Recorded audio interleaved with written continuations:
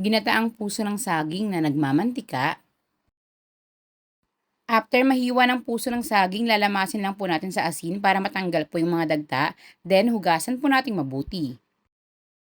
Sa pagsasangag po ng dilis, hindi po tayo rito gagamit ng mantika. Sangagin lamang po sa katamtamang lakas ng apoy. Kaunting mantika, magisa lang po tayo rito ng bawang, sibuyas at kaunti rin pong luya.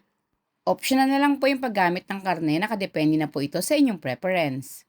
Kapag gisado ng mabuti, maglagay po tayo rito ng mga pampalasa katulad po ng paminta at asin. Optional lang din po yung paglalagay po ng sili.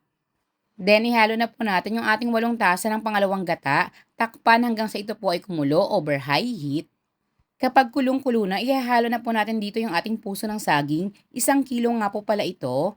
Haluin lang po mabuti, then tatakpan lang po uli, hinaan na lang po yung lakas ng apoy sa medium-low heat hanggang sa tuluyan pong maigay yung ating pangalawang gata, bago po tayo maglalagay rito ng ating pinakakakang gata. 6 na tasa naman po yung ating kakang gata, then pakukuluin lang po natin itong mabuti bago po natin ilalagay yung ating nasangag na dilis kanina. Tikman yung lasa at i-adjust, depende na po ito sa inyo. Then over low heat lang po, pakukuluan po natin ito hanggang sa tuluyan pong maluto yung puso at the same time magmamantika na po ito.